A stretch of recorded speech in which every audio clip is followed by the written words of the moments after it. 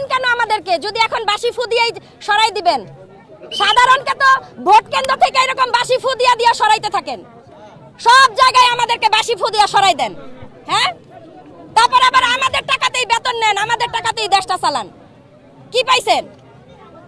কি পাইছেন এগুলা? ভিতরে পুরাটা খালি ভাই, আমরা 100 মানুষ এই জায়গায় নাই। কি সমস্যা আপনাদের? আপনাদের কি বাসায় তুলে নিয়ে যাব? আপনারা কি ঘরের কাজ করে দিবেন যে আপনারা খুব ভিআইপি উঠাই নিয়ে যাবো এখান থেকে? আরে ভাই, পুলিশ আগে উস্কায় দিয়ে তারপরে কয় যে জেনজি হলো মববাজ করে। মববাজির একটা দিয়া দেয়, ট্যাগ দিয়া দেয়। এইখানে কি রসপোলা দিবে? আমরা একটু যাব, কুচকাওয়াজটা দেখবো, আমরা চলে যাব। ব্যাগে দেখেন কি আনছি, ব্যাগে কিছুই আনি নাই ভাই, মোবাইলটা ছাড়া। যে জানি আমরা জনগণ, আমরা লেখাপড়া করছি, আমরা শিক্ষিত, আমরা জানি একটা প্যারেড স্কোয়াডে বা কোন একটা জাতীয় প্রোগ্রামে আসলে কিভাবে নিজেকে রেডি করে আসতে হয়। শুনেন, আপনাদের লিমিট কত এটা আপনারা বলেন নাই কেন? এই 100-200 মানুষ তো আপনার লিমিট ক্রস করবে না। 100-200 মানুষ তো আপনার লিমিট এত ক্রস করবে না। আপনারা বিএনপিরাই যদি দেখবেন তাহলে আমাদের বলছেন কেন? যারা জুলাই যোদ্ধা করে আবার রাজাকার বানাই দিবেন যে তারা 71 মানে না, 26 মানে না। আজকে 26 মানছে, এতগুলা মানুষ আসছে। 71 মানে না এরা, না মানলে আজকে 26-এ মারতে আসছে কেন? ঢুকলে এই গেট দিয়ে ঢুকবো। এগুলো হলো ফাইজলামি করা। শুনেন, আমাদের জনগণের ট্যাক্সের টাকায় পুরা সরকার লুটপাট করে। শুধু ফ্যাসিস্ট হাসিনা না, এগুলো আমরা বুঝি, সেগুলো আমরা মাইনে নিছি।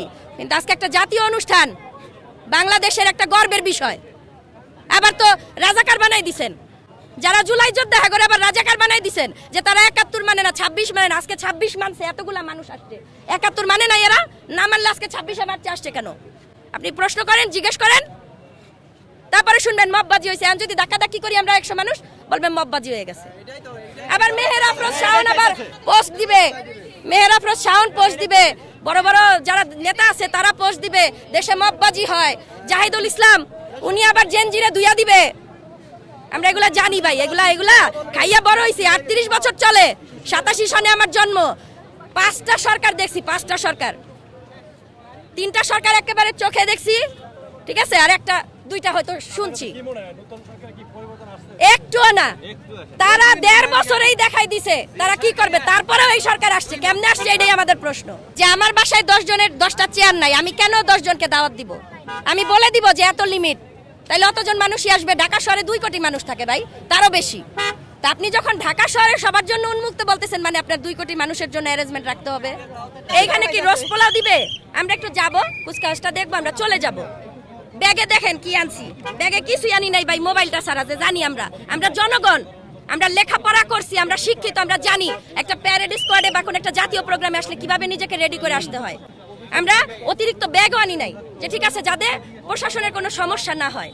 তাহলে আর কিভাবে এদেরকে আমরা সাহায্য করতে পারি বলেন? আর কিভাবে করতে পারি? এই যে ভিআইপিরা চলে যাচ্ছে, এই জায়গাগুলো খালি হয়েছে না, তাহলে আমাদের একটু দেখতে কি হয়। 18 বছর পরে আয়োজন করে এগুলা মস্করা করে, বুঝছেন? মানে ওই যে সবার জন্য উন্মুক্ত লেখা দিছে না, এখন বিএনপির নেতা কর্মীরা বলবে তারেক সাহেব তো সবার জন্য উন্মুক্ত করে দিছে। তা আদতে কি হইতাছে এটা তো আমরা দেখতাছি এই জায়গায়। ঘটনা বুঝছেন?